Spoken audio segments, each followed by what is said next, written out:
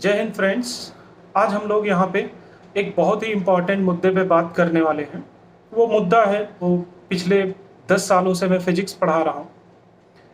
तो अपने 10 साल के करियर में मैंने ये देखा कि बहुत सारे बच्चे, चाहे वो मेडिकल के हों चाहे नॉन मेडिकल के हों, लगभग लगभग बच्चों को फिजिक्स में डिफ़िकल्टी फेस करनी ही पड़ती है।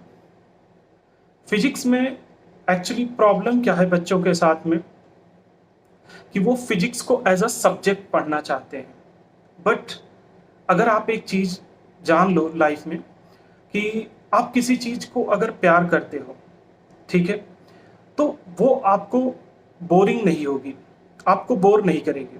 बट आप उसको एज इट इज़, जैसे जनरली हमारा एक वे होता है कि ठीक है यार करना है, ठीक है ना, कर लेंगे, जैसे तैसे कर लेंगे। तब आपको वहाँ पे ये प्रॉब्लम आती है कि आप सोचते हो कि ठीक है यार, जैसे तैसे निपटाते रहो निपटाते रहो। बट ऐसा नहीं है फ्रेंड्स। जैसे आप सपोज करो आप मेडिकल के हो या नॉन मेडिकल के हो, तो जो आपका क्लास 11th और 12th होती है, बहुत ही इंपॉर्टेंट क्लास होती है। इवन आप किसी भी फील्ड में जा रहे हो, आप नीट के लिए जा रहे हो, आप जेई मेंस के लिए जा रहे हो, आप एनडीए के लिए जा रहे हो, तो ये जो दरअसल 12th का स्कोर है, ये आपके लिए बहुत मैटर करता है, राइट। तो जो ये 12th का स्कोर है, दरअसल प्रॉब्लम क्या है इसके पीछे, मैं केमिस्ट्री और मैथ्स या बायोलॉजी पे नहीं जा रहा हूँ, मैं बेसिकली स्ट्रेट मैं फिजिक्स पे आ रहा हूँ, राइट। तो फिजिक्स के साथ प्रॉब्लम यह है कि हम उसे मगअप करने की कोशिश करते हैं। इवन आप मगअप करके तो कोई भी सब्जेक्ट नहीं कर सकते, चाहे वो केमिस्ट्री हो, चाहे बायोलॉजी हो, चाहे मैथ्स हो, कोई कोई भी सब्जेक्ट नहीं कर सकते। लाइकवाइज फिजिक्स भी हमारा सेम वही क्राइटेरिया होता है, करेक्ट। तो फिजिक्स के लिए दरअसल क्या है कि आपको पहले से अपना माइंड मेकअप करना पड़ता है। आप कुछ भी अपने डेली लाइफ की, डेली यूजुअल लाइफ में जो भी चीज़ें आप देखते हो, आप फिजिक्स से क्या है, आप फिजिक्स से रिलेटेड ही होते हो हमेशा, आप उससे अलग नहीं हो। कुछ भी आप देख लो, आप सुबह आपके उठने से रात में सोने तक का जितनी भी एक्टिविटीज़ होती हैं, सारी एक्टिविटीज़ आप देखो तो आपको क्या मिलेगा, वहाँ पे फिजिक्स मिलेगा। आप जस्ट आपको रिक्वायर क्या है, उसको ऑब्जर्व करने की ज़रूरत है, उसको इमेजिन करने की ज़रूरत है, आप उसको इमेजिन कितना कर पा रहे हो, राइट।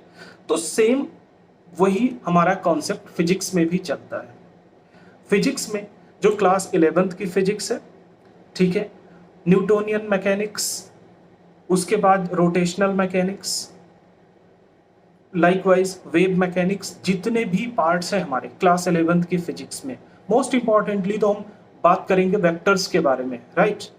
तो वेक्टर्स जो है हमारा, जैसे ही आप जितना अच्छे वेक्टर को कर लेते हो, क्लास 11th की इनफैक्ट फिजिक्स जितने अच्छे से कर लेते हो, क्लास 12th में उतना ही आपके लिए इजी हो जाता है, करेक्ट। तो किसी भी हाल में आपने जो क्लास 11th की फिजिक्स है, बहुत अच्छी ही उस पर अप्रोच बनाने की जरूरत है। और मैं आपको सच्ची बात बताऊं, आप किसी भी साल का पेपर उठा के देख लो, इवन जेई मेंस का देख लो या नीट का देख लो पेपर आप उठा के, ठीक है, वो आपका पेपर जो है कभी भी एनसीईआरटी से बाहर नहीं जाता है, ठीक है। अब उसके लिए आप चाहिए 2 साल की फीस, आप 2 लाख रुपए या सो कॉल्ड बड़े बड़े कोचिंग्स हैं, इंस्टीट्यूट्स हैं, आप उनमें फेंक दो, कोई प्रॉब्लम नहीं है। बट अनटिल एंड अनलेस आपको ही वो चीज करनी है। कोई भी इंस्टीट्यूट है, कोचिंग सेंटर है, वो क्या करते हैं, वो आपको नेविगेट कर सकते हैं। सपोज करो, मान लो आपको चंडीगढ़ से दिल्ली जाना है, ठीक है, आप पहली बार जा रहे हो, you are totally novice for that. तो क्या करना होगा आपको, आप जस्ट गूगल मैप ओपन करोगे, तो गूगल मैप आपको क्या करेगा, आपको नेविगेट करेगा ना, कि आपको चंडीगढ़ से, ठीक है, जीरकपुर और होते हुए अंबाला होते हुए ये रूट आपको लेना है, राइट। लाइकवाइज कोचिंग सेंटर्स भी आपको वही करते हैं, ठीक है, आपको वो एक गाइडेंस देते हैं कि आपको इस वे में चलना है, ठीक है। अब डिपेंड ये करता है कि चलो जिसके पास, ठीक है, जिसके पास है 2 लाख 2.5 लाख रुपए देने को कोचिंग में, that's not problem, they can afford. But बहुत सारे बच्चे ऐसे हैं, गरीब तबके के लोग हैं जो नहीं दे सकते हैं, ठीक है। But ultimately they have to be doctors and engineers, right, and they have to uplift their life. तो उसके लिए क्या करना चाहिए उनको बेसिकली जो एनसीईआरटीज हैं क्लास 11th क्लास 12th उन पे ही बहुत ज़्यादा स्टिक रहना चाहिए, ठीक है। जितने भी कॉन्सेप्ट्स आपके एनसीईआरटी में दिए गए हैं, जितने भी कॉन्सेप्ट्स आपके एग्जाम्पलर्स में दिए गए हैं, they are very cheap, doesn't matter, बहुत ज़्यादा कॉस्ट नहीं इनकी, ठीक है, आप वो अफोर्ड कर सकते हो। आप जो भी चीज़ें हैं एनसीईआरटी से बहुत अच्छे से पढ़ो, जो एनसीईआरटी की बैक एक्सरसाइज हैं आप उनको सॉल्व करो, ठीक है। अगर इतना आप कर लेते हो तो इससे बाहर आपका फिजिक्स का पेपर नहीं जाता है किसी भी साल का। आप प्रीवियस 10 ईयर्स का पेपर उठा के देख लो फिजिक्स का, इससे बाहर आपका नहीं जाता एनसीईआरटी से बाहर, आई कैन गारंटी यू, ठीक है। तो बेसिक प्रॉब्लम यही है कि आप अपना बेस एनसीईआरटी बनाओ, ठीक है ना। कोई बुक नहीं, मैं किसी भी बुक का नाम नहीं लेना चाहता, ठीक है। आप किसी भी बुक को अपना बेस मत बनाओ, सबसे पहले आप एनसीईआरटीज समझने की कोशिश करो। सारा का सारा आपका पूरा का पूरा पेपर फ्रेंड्स एनसीईआरटी से ही आता है, राइट। तो जब आप एनसीईआरटीज कर लोगे then you will get confidence, ठीक है। अब बेसिक चीज ये आती है कि सर हम कैसे समझेंगे कि हाँ हमारी तैयारी कितनी है या हम सही डायरेक्शन में जा रहे हैं कि नहीं जा रहे हैं। तो फ्रेंड्स यहाँ पे किसी भी एग्जाम को क्रैक करने का क्राइटेरिया क्या होता है कि सबसे पहले तो आपके पास सिलेबस होना चाहिए, syllabus provided by the CBSE, right. उसके बाद सीबीएसई ने जो सिलेबस आपको प्रोवाइड किया है वो सिलेबस और जो भी प्रीवियस ईयर्स के पेपर्स हैं, ठीक है, including I am talking here about CBSE boards also, right. तो जो भी सिलेबस दिया गया है, जेईई मेंस का है, नीट का है, सीबीएसई बोर्ड का है, कुछ भी है, वो आप उनको अपना बेसिक्स बनाओ, ठीक है ना। ये मैंने क्या बताया आपको, एक तो हमारा सिलेबस, दूसरा previous papers, these will work as preparations pillar. आपकी तैयारी के ये दो बहुत ही स्ट्रॉन्ग फाउंडेशंस हैं जिनको आपने बहुत ही बेसिकली बहुत ही थरोली करना है। डेली आपको देखना है कि ये टॉपिक हमारे सिलेबस में है कि नहीं है, राइट। अगर आपको बेटा इतनी बात समझ में आ गई कि हाँ ये जो भी टॉपिक है हमारे सिलेबस में है कि नहीं है, तो धीरे धीरे आपको ये प्रॉपर गाइडेंस मिलता जाएगा कि नहीं, I have to prepare this particular topic, ठीक है।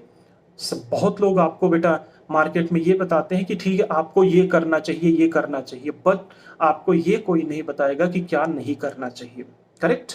तो आप बेसिकली फोकस उस चीज पे करो कि आपने क्या चीज नहीं करना है, राइट। सारी की सारी चीजें ना तो जेईई मेंस में पूछी जाती हैं, ना नीट में पूछी जाती है, ना सीबीएसई बोर्ड में ही आती हैं, ठीक है। तो आपको ये चीज पता होना चाहिए कि आपको क्या छोड़ना है, ये भी इंपॉर्टेंट है, right.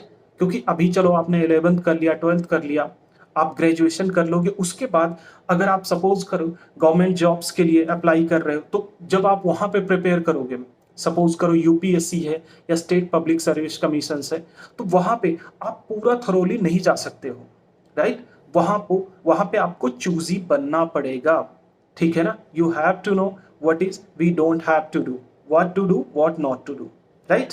This is the basic criteria, ठीक है। तो जब आपको ये पता हो जाएगा, एक तो आपका सिलेबस, दूसरा आपका क्या, दूसरा प्रीवियस पेपर्स, ये दो आपको एक नेविगेटर की तरह काम करेंगे।